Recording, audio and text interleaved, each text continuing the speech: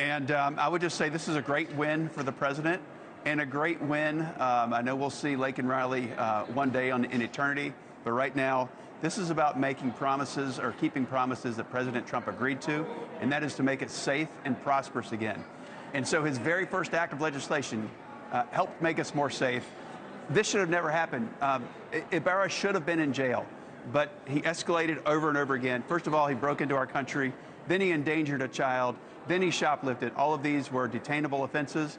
And had this been the law prior, this would have not happened. He would have been in jail. How important, Senator, was it that you had bipartisan support for this bill, that it wasn't just Republicans versus Democrats, Republicans voting yay, Democrats voting nay? Elizabeth, it shows that the issue on November 5th, which Americans overwhelmingly came out and supported President Trump on, was about getting our country back to being safe and prosperous. The election was about two things. They felt unsafe, and they felt that things were unaffordable.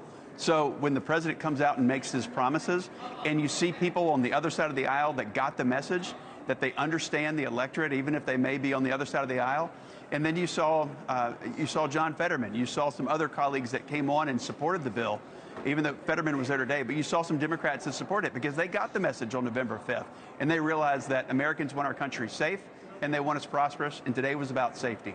Senator, this bill is one of many actions Trump has taken to firm up our borders. ICE is now conducting raids in cities across the country. Trump has given ICE quotas. He wants them to be arresting 1,000 illegal migrants a day. The new DHS Secretary, Kristi Noem, said this afternoon that ICE needs more money from Congress to meet those goals. Are you prepared to vote for more funds to DHS and ICE so they can round up, detain, and hold these migrants before deporting them? I will, because that's what the American people voted for on November 5th. They want this done. They want safety again. And it's going to take some significant investment to get us back. Had the Biden administration never been there, we wouldn't have to spend all this money. But unfortunately, it cost a lot to clean this up. And I think that's what the American people want us to do. It's going to take an investment to make our country safe again. And that's what I'll support. How much do you think this is, are you willing to budget for this? I mean, we've heard a lot of numbers, big numbers tossed about how much it's going to cost to deport all these people. This could be a significant sum of money. Well, first of all, I think that's what the American people want. I mean, we're talking about 11 million or more people that have come here illegally. But let's remember, we're dealing with this in layers. We're dealing with the worst offenders, those like Ibarra, who tragically murdered Laken Riley.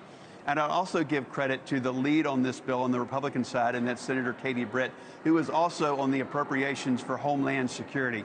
So this is her top priority, is to make sure that the funding is there to deliver on the promises that the American people wanted us to do as of November 5th. And so it's going to take dollars to do it, but I think that's where the American people are, and that's what we're going to do. All right. It's a worthwhile investment to make sure that folks are safe back home. All right, speaking of money, today the Trump administration pulled back on its order yesterday from the OMB, freezing trillions of dollars in federal funds. As you know, it sparked a lot of confusion, not a little bit of panic across the country. Some of your Republican colleagues tell NewsNation they're relieved that the OMB rescinded that order today, saying chaos is never good. Is that what you think? Well, the issue was right, and that is spend less. We don't have a taxation problem here. It's not about taxing more. It's about spending less.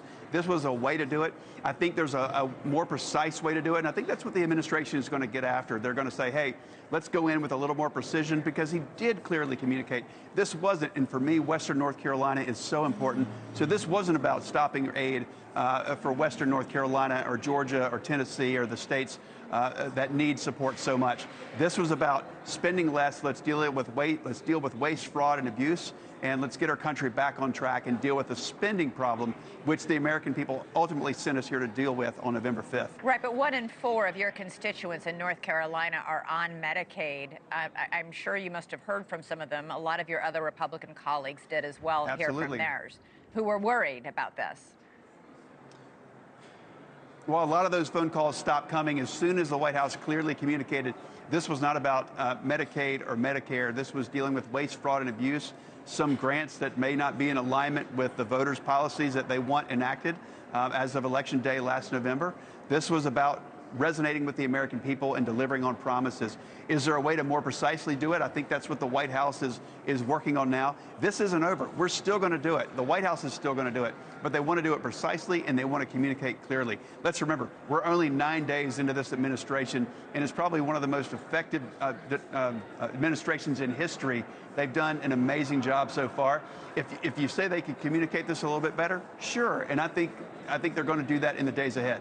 All right. Senator Ted Budd from the great state of North Carolina, thank you so much, sir, for joining us. Appreciate it.